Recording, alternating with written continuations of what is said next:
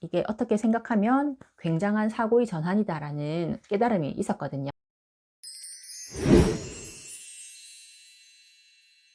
안녕하세요. 엄 대표입니다. 책에서 있는 문장을 읽어드리고 제 생각을 말씀드리거나 보충 설명을 좀 해드리고 있어요. 오늘도 지난번하고 똑같은 책, 베리북 출판사에서 2017년도에 나온 당신에겐 집이 필요하다 라는 책 가지고 왔고요. 저자는 김재수 램구님입니다. 책에 그런 내용이 있어요. 요즘처럼 금리가 낮은 상황에서는 1억 원을 빌려도 이자가 매월 30만 원이 채 되지 않는다.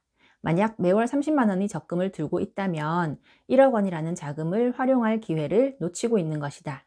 대출을 만만하게 봐도 안 되지만 필요 이상으로 위험하게 볼 필요도 없다. 정수기나 비데를 렌트하는 것과 별반 다르지 않다.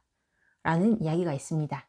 이 부분을 그냥 읽고 넘어갈 수도 있는 부분인데 이게 어떻게 생각하면 굉장한 사고의 전환이다라는 깨달음이 있었거든요. 사실 우리가 은행에 적금을 넣으면 한 달에 40만 원이 적금을 넣으면 1년 뒤에 얼마일까요? 12달이니까 480만 원이 나오겠죠.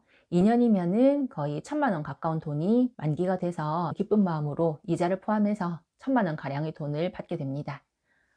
이게 반드시 필요한 과정이죠. 그런데 내가 종잣돈을 좀 모으고 목표로 한 금액을 만든 뒤에는 은행이 제일 안전하다라는 생각에 지금은 제가 고개를 갸웃하거든요. 예전에는 저 역시 그게 가장 안전한 방법이라고 생각했어요. 그런데 노후를 생각해 봤을 때 과연 은행에 적금 넣는 것, 예금 넣는 것, 이게 가장 안전한 방법일까 생각을 해보면 지금은 그렇지 않다라고 생각을 하거든요.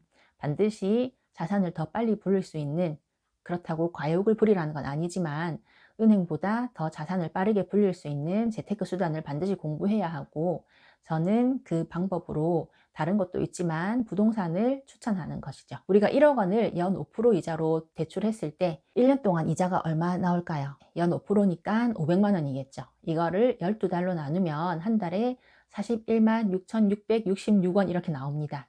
거의 42만 원이라고 생각을 하고 우리가 1억 원을 대출해서 이자를 42만 원씩 매월 낸다고 생각했을 때 1년 뒤에는 거의 500만 원 돈을 이자로 납부하고 2년이 지난 시점에는 거의 1000만 원 조금 넘는 금액을 이자로 납부한 상황일 텐데요. 적금을 들었을 때와 비교해 보면 손해인 것 같죠. 적금은 40만 원을 넣었을 때 2년 뒤에 1000만 원을 받는 거고, 대출은 1000만 원이 날아가 버렸다. 이자로 모두 소멸돼 버렸다라고 생각을 하게 되지만, 한편으로는 그 1억 원을 내가 어떻게 썼을 것인가 생각해 보면 조금 다른 생각도 할 수 있을 것 같아요. 우리가 무작정 투자를 한다고 자산이 불어날 수 있는 건 아니지만 열심히 공부해서 오르만한 지역을, 좋은 단지를 찾아서 투자를 했다면 그게 1년 뒤에 또는 2년 뒤에는 1000만 원의 이자를 냈지만 1억 원의 상승도 가능하다고 믿거든요. 그래서 사고의 전환을 좀 하셔서 똑같은 40만 원을 한 달에 납입을 하고 2년 뒤에 나는 1000만 원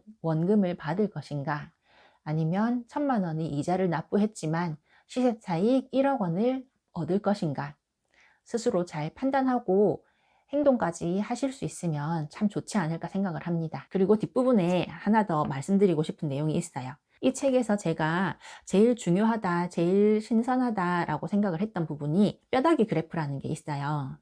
2년마다 자산이 2배씩 불어나는 가정을 하고 자산이 어느 정도 커지는지 그림을 그려놓은 거거든요. 부동산 분위기가 안 좋을 때는 힘든 시기를 겪을 수도 있지만 부동산 시장이 계속 안 좋을 수만은 없고, 또 지역별로 다 흐름이 조금씩 다르기 때문에 내가 좋은 지역을 찾아서 투자를 할 수 있다면 2년마다 자산이 2배로 불어나는 것은 충분히 가능하다라고 저는 믿고 있습니다. 그래서 영상 보시는 분들도 책을 한번 보시고 뼈다귀 그래프를 보면서 이게 불가능한 게 아니구나 라고 생각을 해서 뼈다귀 그래프를 한번 그려보시면 정말 큰 동기부여가 될 거거든요. 내가 가지고 있는 자산이 투자를 할 수 있는 정도가 아닌데 어떻게 해요? 라고 생각하실 수도 있어요.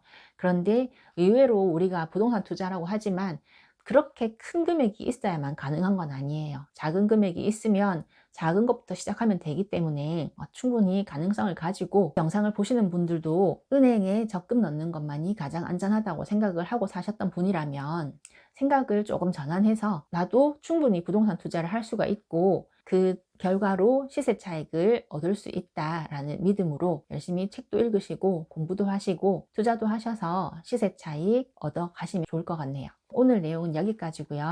다음번에는 이제 다른 책으로 제가 또 이야기할 생각입니다. 오늘 내용 도움되셨다면 좋아요와 구독 눌러주시면 제가 영상 만드는데 더 힘이 될 것 같습니다. 오늘 영상 봐주셔서 감사합니다.